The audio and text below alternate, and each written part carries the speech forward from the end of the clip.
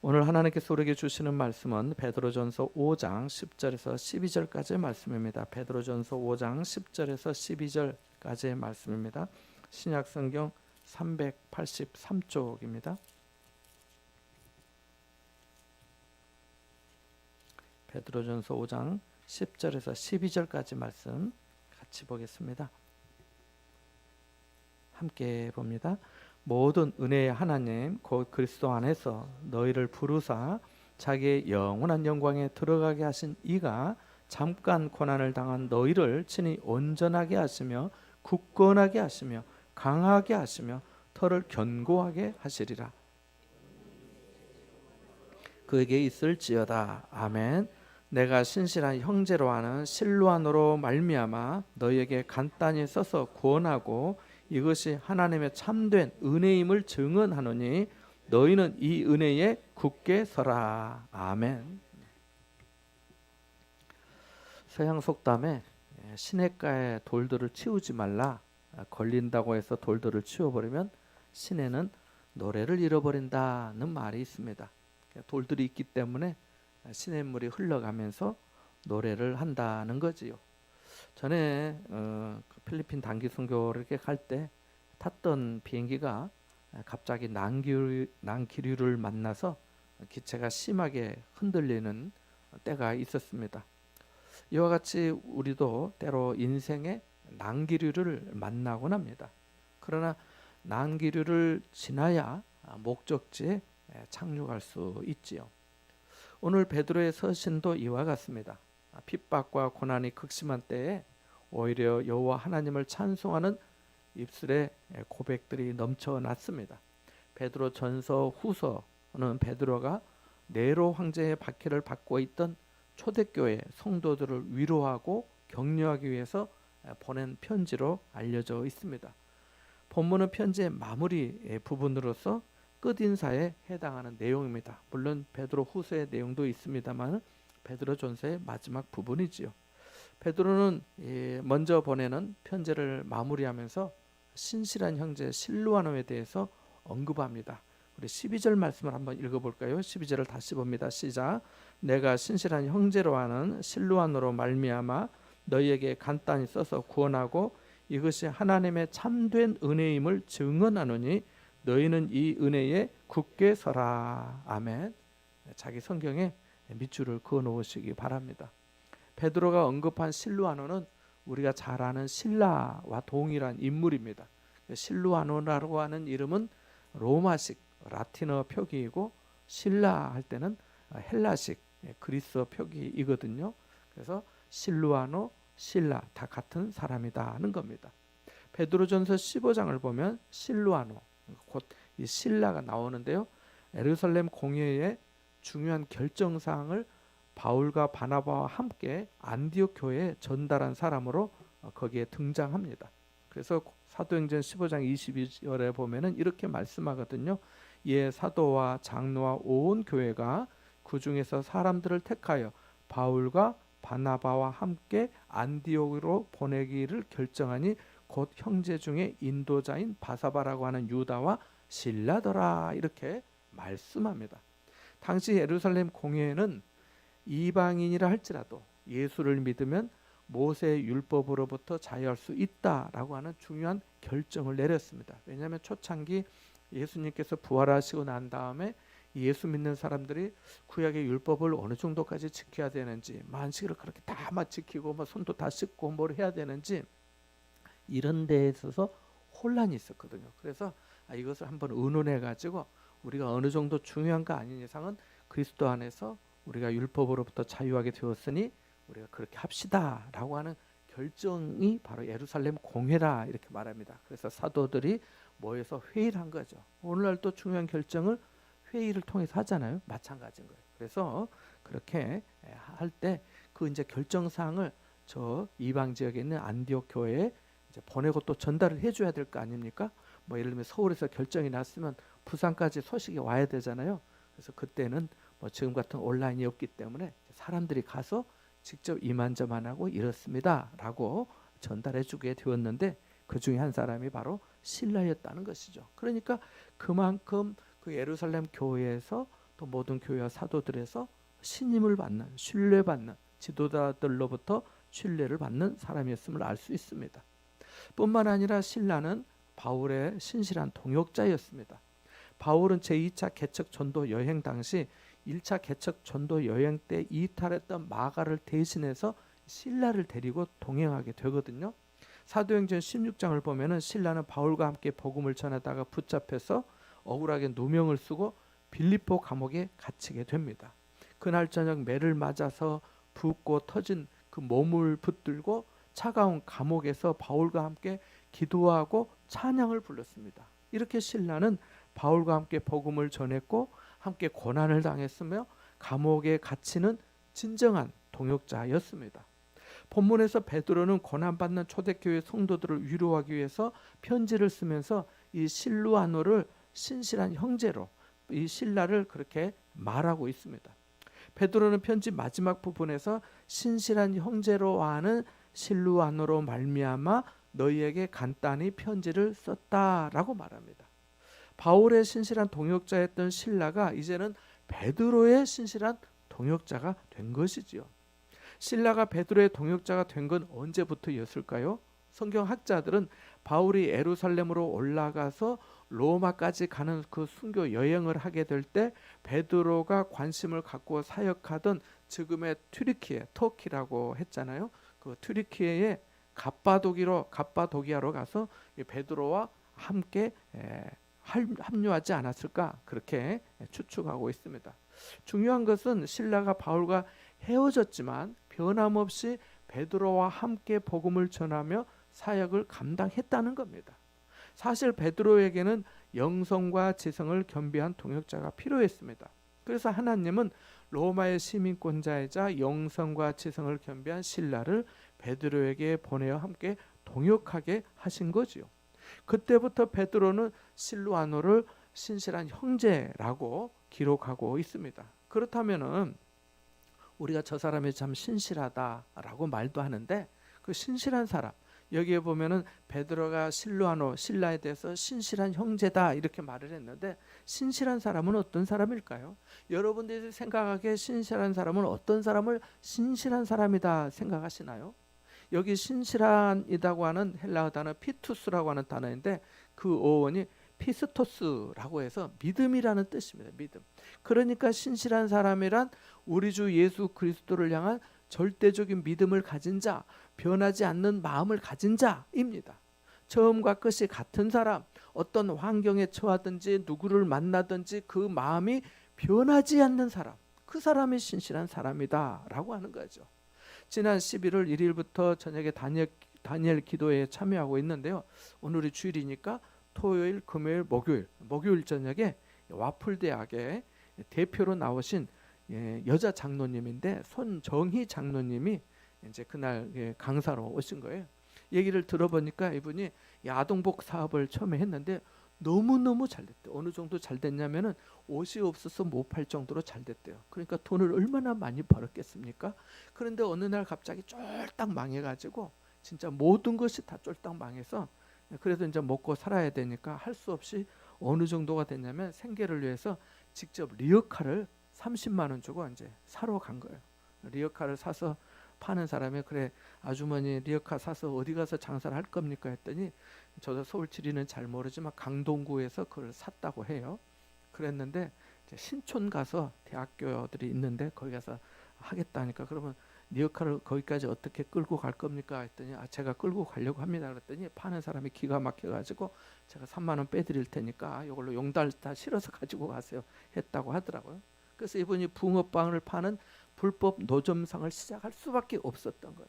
그래서 그랬는데 그런 어떤 저런 고생의 얘기를 하면서 하나님의 은혜 가운데 지금은 연 100억 매출이 넘는 와플 아시죠? 그 와플 대학의 사장이 되기까지 그 과정에서 자신이 만난 하나님의 이야기를 하셨는데 마지막에 이런 말씀을 하셨어요. 믿음은 의리다. 믿음이 뭐라고요? 의리라고. 막 그렇게 얘기를 하시더라고요. 성경에 믿음은 바라는 것들의 실상이요 보이지 않는 것들의 증거다. 믿음으로 의롭다함을 얻는다. 믿음은 소망, 사랑과 함께 언제까지 있을 것이다. 믿음으로 구하라 라고 하는 말씀은 있어도 믿음은 의리다는 말씀은 아직까지 제가 들어보지 못했는데 이분이 그렇게 얘기를 하시더라고요. 믿음은 의리다. 근데 듣고 생각해 보니까 그래, 그렇다. 나를 사랑하신 하나님에 대한 의리, 나의 죄를 대속하시기 위해서 십자가에 죽으신 예수 그리스도에 대한 의리, 나를 감동하시고 은혜 주시는 성령님에 대한 의리, 교회에 대한 의리, 뭐 이런 거 있잖아요. 그걸 생각하게 되었습니다. 우리가 경험하는 것처럼 사람은 상황에 따라 변하잖아요. 시대에 따라 변질되기도 하잖아요. 그러나 신라는 예루살렘 교회의 회중으로 있을 때도 신실한 사람이었습니다. 바울과 동역할 때도 마찬가지였고, 베드로와 함께 할 때도 그는 신실한 사람이었습니다. 그는 언제나 변함없이 복음을 위해서 살았습니다. 베드로만이 아니라 이 편지를 받는 초대교회 성도들 역시 실로아노를 신실한 형제로 알고 있었습니다. 우리 스스로를 생각해 보면 어떨까요? 다른 사람이 여러분을 생각할 때 어떤 사람으로 알고 있을까요? 어떤 사람으로 알고 있지요? 다른 사람들에게 여러분 각자에 대해 한마디로 평가해 달라고 할 때 사람들이 뭐라고 말할까요? 어느 날 예수님께서 제자들에게 물으셨지요. 사람들이 나를 누구라고 하느냐? 사람들이 나에 대해서 뭐라고 말하지?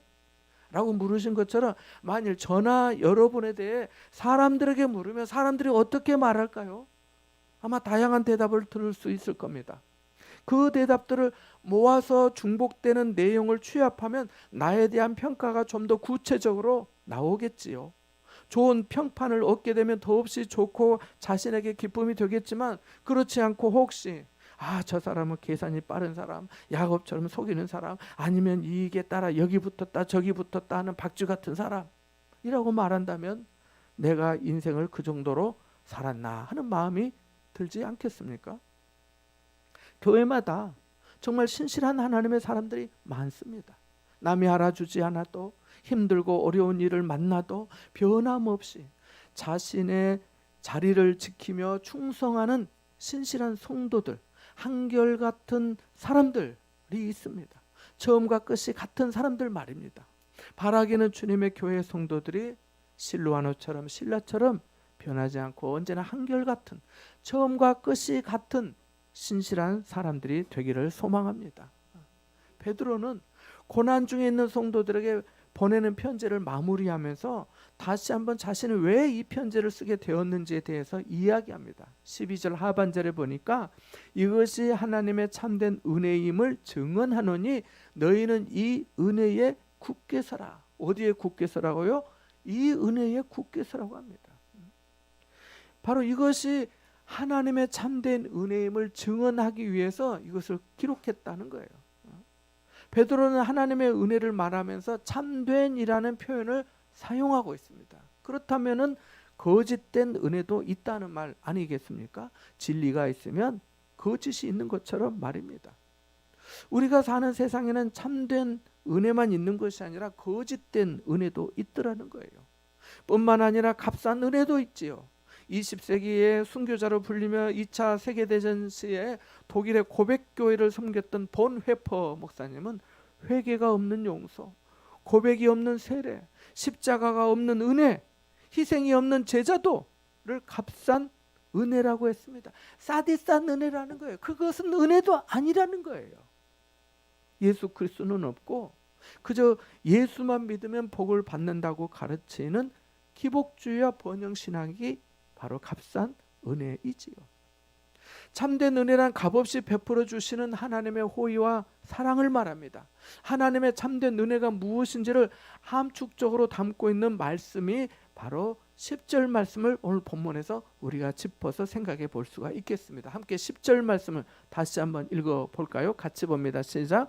모든 은혜의 하나님 곧 그리스도 안에서 너희를 부르사 자기의 영원한 영광에 들어가게 하신 이가 잠깐 고난을 당한 너희를 친히 온전하게 하시며 굳건하게 하시며 강하게 하시며 터를 견고하게 하시리라. 아멘. 사도 베드로는 하나님의 은혜를 말하기에 앞서서 하나님을 모든 은혜의 하나님이라고 합니다. 무슨 하나님이라고요? 모든 은혜의 하나님. 맞습니다. 하나님은 모든 은혜의 하나님이십니다. 고린도후서 1장 3절에 보면 이렇게 말씀이 있거든요. 모든 위로의 하나님이시라 이런 말이에요. 그러니까 여기에서는 모든 은혜의 하나님이라고 했지만 사도 바울은 고린도 교회 편지를 쓰면서 모든 위로의 하나님이시다라고 한 것처럼 베드로는 하나님은 모든 은혜의 하나님이십니다라고 말한 거예요. 하나님은 과거에만 은혜를 베푸신 분이 아니라 현재도 은혜를 베푸시고 잘 나갈 때만이 아니라 고난과 역경의 때에도 은혜를 베푸시며 우리가 이 땅을 떠나는 순간에도 은혜를 베푸시고 주님이 재림하시는 순간에도 은혜를 베푸시는 분이십니다. 하나님은 영이심으로 시간과 공간과 환경의 지배를 받지 않으십니다. 언제든지 어떤 상황 가운데 있든지 우리에게 은혜를 베푸시는 줄 믿습니다. 그래서 베드로는 하나님을 모든 은혜의 하나님이라고 한 겁니다. 그러면 모든 은혜의 하나님이 베풀어 주시는 그 하나님의 참된 은혜는 무엇일까요? 첫째로 부르심의 은혜입니다. 부르심의 은혜. 10절에 보니까 모든 은혜의 하나님 곧 그리스도 안에서 너희를 부르사라고 말합니다. 하나님의 참된 은혜는 모든 은혜의 하나님이 예수 그리스도 안에서 우리를 불러주신 것입니다. 불러주신 것이 은혜인 줄 알아야 합니다. 이거 진짜 중요한 거예요. 하나님은 갈대아 우르에서 아브라함을 불러주셨습니다. 하나님은 호렙산 떨기나무에 불타지 않는 불을 붙여서 모세의 이목을 끌게 하시면서 모세를 불러주셨습니다. 예수님은 12제자를 그들의 생활하는 현장에서 불러주셨습니다. 살기가 등등하여 예수 믿는 자들을 잡아 가두기 위해서 길을 가던 사울을 다메섹 도상에서 사울아 사울아 네가 어찌하여 나를 박해하느냐고 하시면서 사울을 불러주셨습니다. 아버지가 우상을 만들어 파는 집안에서 아브라함을 불러주셨고요. 80세가 되어서 지팡이 하나 잡고 양이나 치던 모세를 불러주셨고요. 물고기 잡는 어부 베드로 야고보 요한을 불러주셨고요. 세관에 앉아서 세금 징수하고 계산하던 레위 마태를 불러주셨고요. 예수가 복음이라는 말조차 입에 담을 수 없을 것 같은 사울을 이방인의 사도로 쓰시기 위해서 불러주셨습니다. 우리도 마찬가지 아닌가요? 우리도 전에는 하나님을 알지 못한 자였고 허물과 죄로 죽었던 자였고 그리스도 밖에 있었고 세상의 습관을 따라 정욕과 안목을 좋아하고 이 생의 자랑을 부끄러운 줄 모르고 떠들며 살던 인생 아닌가요? 흑암의 권세에서 사랑의 아들의 나라로 옮겨주셨고 사망에서 생명으로 옮겨주셨고 어둠에서 나와 빛의 자녀로 살게 해주셨고 전에는 하나님의 백성이 아니었지만 이제는 백성으로 불러주셨고 전에는 자녀가 아니었지만 이제는 하나님의 자녀로 불러주셨으니 얼마나 감사한 일입니까? 이 은혜가 참된 은혜 아닌가요? 그래서 바울은 로마서 1장 6절 7절에 너희도 그들 중에서 예수 그리스도의 것으로 부르심을 받은 자니라 로마에서 하나님의 사랑하심을 받고 성도로 부르심을 입은 모든 자에게라고 말한 겁니다. 그리스도의 것으로 부르심을 받은 자, 하나님의 사랑하심을 받고 성도로 부르심을 입은 모든 자가 우리인 줄 믿습니다. 그래서 하나님이 불러주신 것, 그것을 은혜인 줄 알아야 되는 거예요. 이번에 세례를 받을 학생들을 가르치면서 교회라고 하는 단어에 대해 제가 잠깐 설명을 했습니다. 교회라는 말이 한자어로는 가르치는 모임 이렇게 문자적으로는 해석할 수 있는데요. 성경의 원문대로 하면 에클레시아라고 하는 단어인데 이 말의 뜻은 부르심을 입은 사람들의 모임이에요. 부르심을 입은 사람들의 모임. 그러니까 예수님께서 부활 승천하신 후에 당시 교회 사도들은 또 자신이 모이는 이 교회의 의미, 자신이 어떻게 하나님의 은혜를 입었는지 그 당시의 성도들도 정확히 알고 있었던 거예요. 우리는 세상 가운데서 하나님으로부터 부르심을 입은 사람들이야, 부르심을 입어서 함께 모이게 된 사람들이야 라고 하는 것을 알고 있었던 겁니다. 부르심을 받았으니 곧 선택이 되었다는 뜻이죠. 누구나 부름을 받을 수 있지만 아무나 부름 받은 줄 아니라는 것을 알았던 거예요. 창세 전부터 하나님의 예정하심 가운데 선택받고 부름 받은 줄 안 겁니다. 그래서 바울이 로마서 8장 28절에 우리가 알거니와 하나님을 사랑하는 자 곧 그의 뜻대로 부르심을 입은 자들에게는 모든 것이 합력하여 선을 이루느니라고 한 겁니다. 그의 뜻대로 부르심을 입었다는 것은 우리의 부르심이 오직 하나님의 은혜로 이루어졌다는 거지요. 그래서 고린도전서 1장 26절에도 부르심을 받은 사람들의 면면을 이렇게 소개합니다. 형제들아, 너희를 부르심을 보라. 육체를 따라 지혜로운 자가 많지 아니하며 능한 자가 많지 아니하며 문벌 좋은 자가 많지 아니하도다. 고린도 교회 공동체에서 성도가 되어서 사람들을 만나보니까 그렇게 대단한 사람들이 없었던 겁니다. 50보, 100보, 도토리 키재기와 같았던 겁니다. 하나님은 왜 이런 사람들을 부르셨을까요? 고린도전서 1장 29절에 이렇게 말씀합니다. 이는 아무 육체도 하나님 앞에서 자랑하지 못하게 하려 하심이라. 아무 육체도 하나님 앞에서 자랑하지 못하게 하기 위해서입니다. 우리의 부르심이 오직 하나님의 은혜임을 고백하도록 하기 위해서입니다. 그래서 로마서 2장 8절에도 너희가 그 은혜를 인하여 믿음으로 말미암아 구원을 얻었나니 이는 너희에게서 난 것이 아니요 하나님의 선물이라고 한 거 아니겠습니까? 성경은 우리의 부름받음이 나의 어떤 의나 공로나 자격이나 성품으로 된 것이 아니라 오직 긍휼이 풍성하신 하나님의 은혜로 된 것임을 수없이 가르치며 전해주고 있습니다. 왜요? 그것을 읽는 순간 하나님의 은혜를 모르는 사람, 감사하지 못하는 사람, 교만한 사람, 다른 사람에게 복음을 전할 수 없는 그런 사람이 될 수 있기 때문입니다. 그래서 우리를 불러주신 그 내가 부름받은 것이 하나님의 은혜구나라고 하는 것을 늘 기억해야겠습니다. 두 번째로 영원한 영광에 들어가게 하신 은혜가 있습니다. 여기 10절에 보니까 모든 은혜의 하나님 곧 그리스도 안에서 너희를 부르사 자기의 영원한 영광에 들어가게 하신 이가라고 말합니다. 하나님이 우리를 부르신 목적은 이 땅에서 출세하고 잘 먹고 건강하게 잘 살도록 하시기 위해서가 아니라 자기의 영원한 영광에 들어가게 하시기 위해서입니다.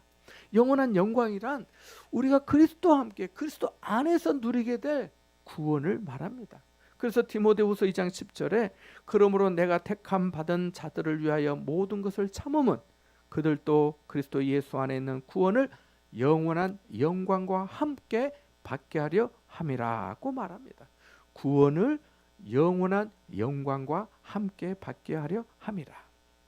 그리스도 예수 안에 있는 구원을 영원한 영광이라고 합니다. 영원한 영광은 우리가 장차 그리스도 안에서 누리게 될 천국의 영광을 가리킵니다. 모든 죄의 성에서 벗어나서 죄와 죽음으로부터 자유함을 얻게 되는 영광을 말합니다. 하지만 이 땅, 이 세상의 영광은 어떻습니까? 영원하지 않습니다. 풀의 꽃과 같습니다. 그래서 베드로전서 1장 24절에도 보면은 모든 육체는 풀과 같고 그 모든 영광은 풀의 꽃과 같으니 풀은 마르고 꽃은 떨어지되라고 합니다. 여러분 기억하십시오. 우리가 받은 구원은 영원한 영광입니다. 이로써 예수님이 하나님의 아들로서 누리시는 영광을 우리가 함께 누리게 되는 것입니다. 이 영원한 영광에 들어가는 그런 은혜를 입었으니 어찌 감사하지 않을 수 있겠습니까? 어찌 찬양하지 않을 수 있겠습니까? 세 번째로 고난의 은혜입니다. 10절 하반절에 보면 자기의 영원한 영광에 들어가게 하신 이가 잠깐 고난을 당한 너희를 친히 온전하게 하시며 굳건하게 하시며 강하게 하시며 털을 견고하게 하시리라고 말씀합니다. 하나님이 우리에게 주시는 참된 은혜는 은혜 중에 하나는 고난도 은혜입니다. 우리는 과거의 죄 가운데서 부르심의 은혜를 입었습니다. 현재도 하나님의 은혜 가운데 살고 있습니다. 장차 그리스도가 들어가신 그 영원한 영광에 들어가는 은혜를 누리게 될 것입니다. 그런데 부르심을 받고 영원한 영광에 들어가는 그리스도인들이 이 땅에 사는 동안 피할 수 없는 것이 있습니다. 바로 고난입니다.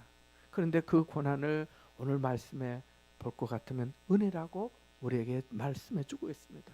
앞에서 말씀드린 것처럼 베드로는 박해로 고난 중에 있는 고난 받고 있는 성도들을 위로하고 격려하기 위해서 이 편지를 썼습니다.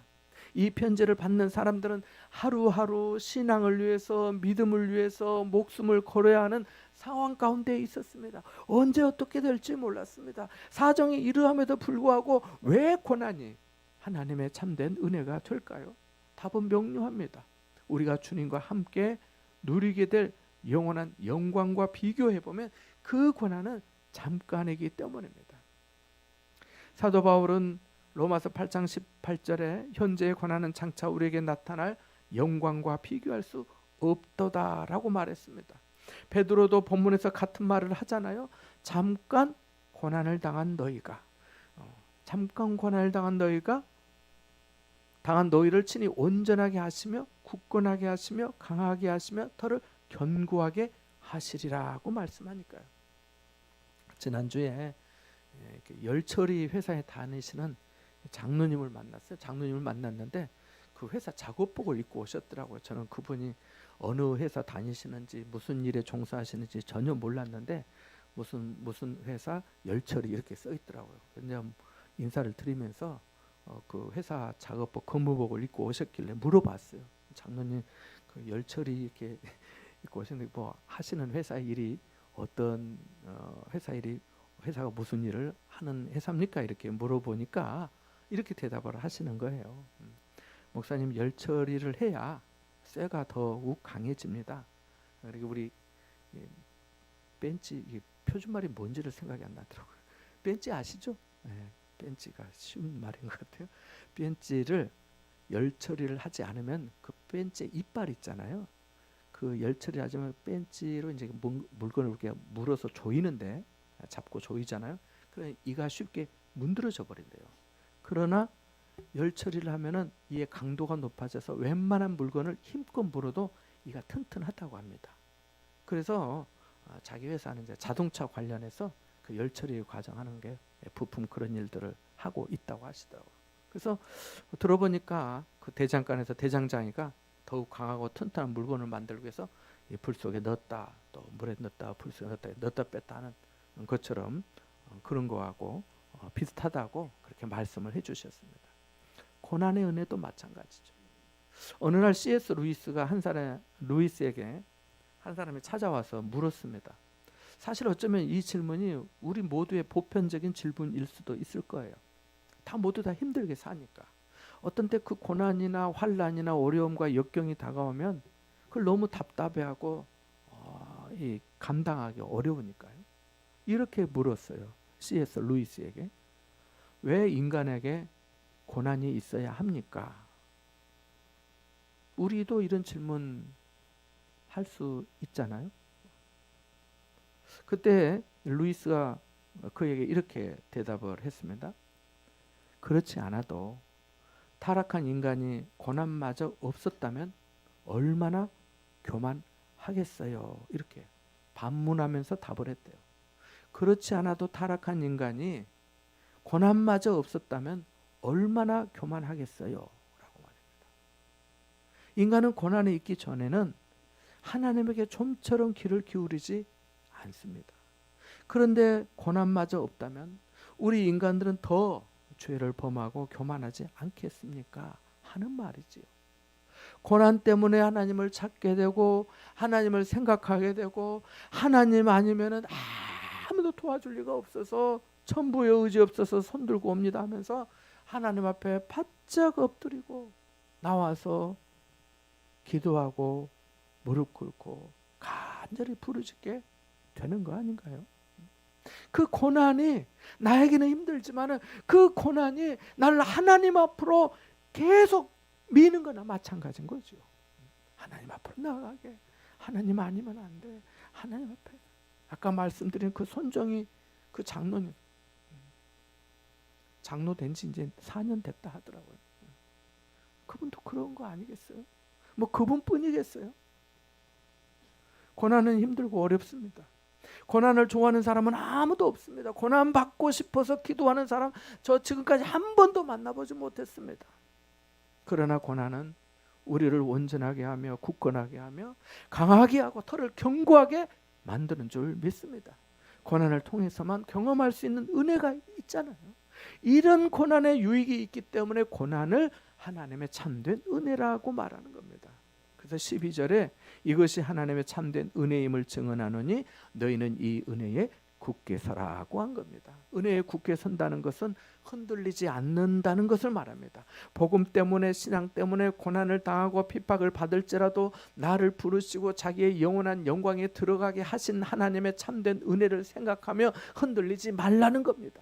여러분, 은혜에 굳게 서라는 것은 가짜 은혜에 미혹되지 말라는 겁니다. 예수만 믿으면 잘 된다고, 고난이 없다고 말하는 그 값싼 은혜, 거짓된 은혜에 속지 말라는 거예요. 죄를 지어도 회개하지 말라고 말하고 11조는 안 해도 된다고 말하는 그런 거짓된 교훈에 흔들리지 말라는 겁니다. 은혜에 굳게 서라는 것은 하나님의 말씀과 창조를 부정하는 세상의 가르침에 흔들리지 말라는 겁니다. 세상 사람들이 죽음의 끝이라고 말하면서 내세를 부정하고 오늘의 교회를 비난하고 조롱해도 그것 때문에 흔들리지 말라는 겁니다. 은혜에 굳게 서라는 것은 세상이 흔들리고 많은 사람이 주님을 떠나도 흔들리지 말고, 떠나지 말고 털을 견고하게 해서 거기에 굳게 서라는 것입니다.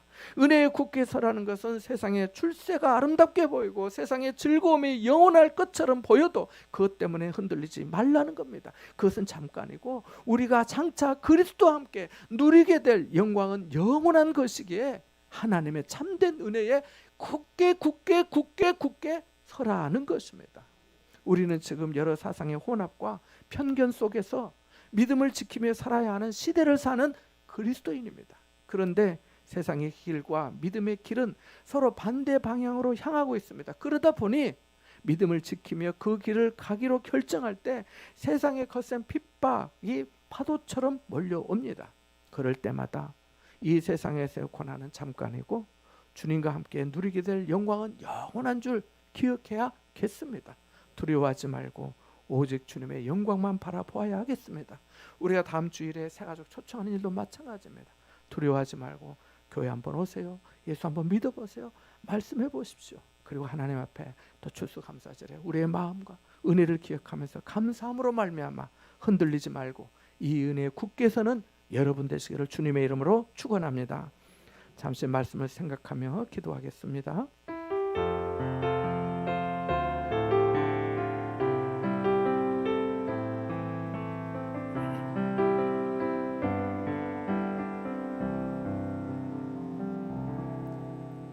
모든 은혜의 하나님 아버지, 저희를 불러 자녀 삼아 주심에 감사드립니다. 영원한 영광에 들어갈 것이니 고난도 은혜가 되게 하여 주옵소서. 신라처럼 믿음의 의리가 있게 하시고 참된 은혜에 굳게 서게 하여 주옵소서. 성령께서 저희를 날마다 새롭게 하시고 주님 기뻐하시는 길로 인도하여 주옵소서. 예수님의 이름으로 기도하옵나이다. 아멘.